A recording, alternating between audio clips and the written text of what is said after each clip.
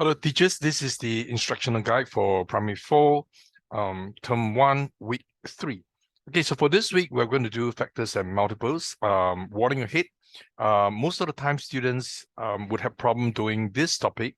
It'll be mainly because they are not very familiar with or they are not good with their multiplication and the division. So I think when we teach this class, while we teach them the method of finding factors and multiples, try not to let the class be slowed down by those who are having problems, like with their timetable, or their division and so on. I think this can be practiced at home. Okay, so hence the focus of this 2 lessons is on the method to find the factors of numbers and to find the multiples of numbers. So let's start with factors. First of all, there's something new to the primary 4. So you have to introduce and explain to them the factors are number that can divide another number without any remainder. So in other words, if you think about the number 16 here, which 2 numbers when multiplied together will give you 16? Now these 2 numbers, right, can be also, in a way, 16 can also be divided by these 2 numbers. So these numbers are what we call factors. So they can list out the factors by trying this, right? Let's try 1.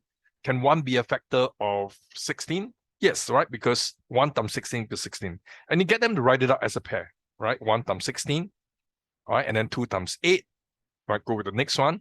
And then 3, can 3 be a factor? If their timetable is good, they know that 3 when multiplied by another number will not give, whole number will not give you 16. Okay, so and then next one, once they reach 4 times 4, right?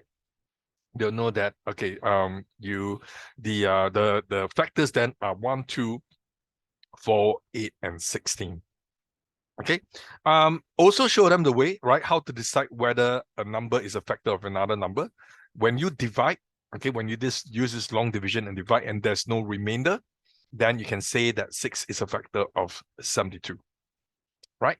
What happens here? Is 4 a factor of 54? Right? If you divide 54 by 4, you get remainder, so it is not a factor. 4 is not a factor. Okay, get them to do this in class as a way for them to remember, what they need to do to identify, right, whether they're factors or not. So guided practice, please complete in class. Okay, and then after that, can move on to finding common factors. So the way to find out common factors, right, is to list out like that, right? Try with one number, right? F. So for example, factor of 28. I'm writing it for short form. Okay, so the way that we teach them to do this, right, is to, first of all, find out the factors of a number in pairs, right? So for example, 1 is a factor, and then 28 will be an after. I usually ask them to write all the way at the end, doesn't matter, right? So create space in the middle. Then they try out the next one, 2. Remember to put a comma, right? So is 2 a factor? 2 times 14. Okay. And so on, right? And then next number 3, right? Okay, is 3 a factor of 28? Can 28 be divided by 3? Can, when 3 multiplied by a number, give you 28? So if not, then no, 3 is not a factor. Then move on to the next one, 4. So if 4 is a factor, 4 times 7, 28, right? Remember to write the 7 here. And then after that is left 5 and 6, right? There are no numbers in between really. There's just 5 and 6. 5 times 6 is 28. If 5 and 6 does not give you 28, then it's not a factor. So these are the factors. Then you do the same for factors of 20, 42, and then identify the common ones. Okay, so quite simple as that. Get them to do this. Gotta practice. All right, now this is a bit tedious. So let's see. After they do the guided practice, I would just skip, right? Finish the guided practice from here. Okay, after that, we'll just skip and get them to do let's see, which of these are given factors? These are quite easy. I'll just get them to do these ones here, right? See whether they can do it on their own. Remember, ask them to list it up first. Okay, 1, 12 in pairs, 2, okay, 2 and 6, 3 and 4, right? So maybe with just one question, if they need practice, you can get them to do another one, 2. But other than that, right, I think it's quite simple. I'd rather that you focus a bit on the word problems. So do 7 with them, right? How this is actually done in the word problem point. And then let me see, I would say do 11 with them as well. Okay. And the rest can be done as homework. Let me see whether there are any other ones. No, I think the rest can be done as homework. I would say perhaps because the common questions are 10, yeah, maybe perhaps do 10 and 11. Okay. All right, then we move on to multiples. Okay, so multiples are in a way so-called, well, if we think about multiple, okay, this one is through 16 is a multiple. Okay, so to find the multiples of numbers, right, really we are, again, is timetable, right? So what's a multiple of 1? Right, multiple of 1 is 1, right? 1 times 1, and then 2, and then 4, and then 8, and 16. Right? So the idea of finding the multiples of a number is, multiples means, times. So a multiple of 5, right? 1 times 5, right, would be 5. 2 times 5 would be 10. Okay, so that's the way you can explain multiple.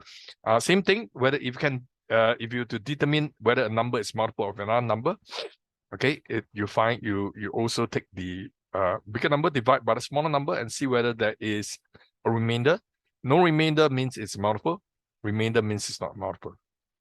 Now after that, you can get them to do the guided practice. Actually, multiple is quite easy in that sense. Identify the factors and multiples in the following. So for example, this is the factors are 1, 2, 3, and 6. And the multiple is 6. Okay.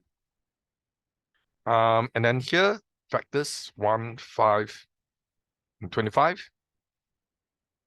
Right. So multiple is 25.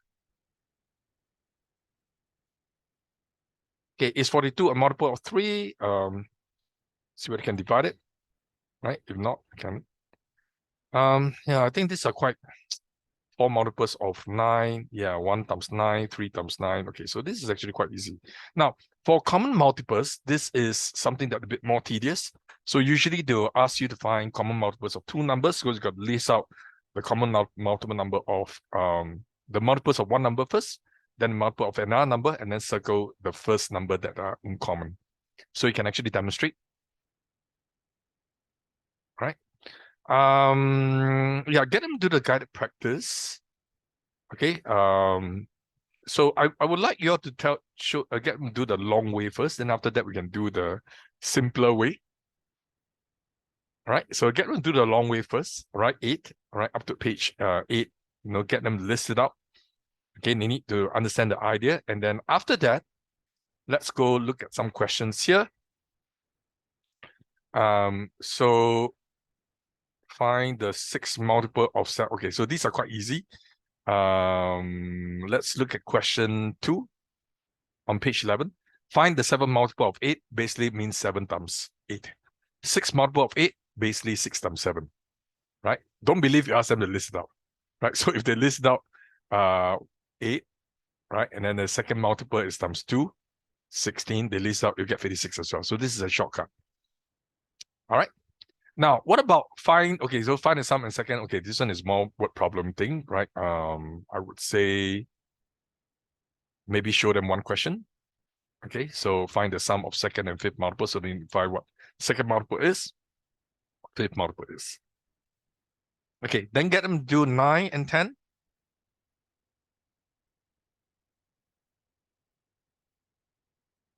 Okay.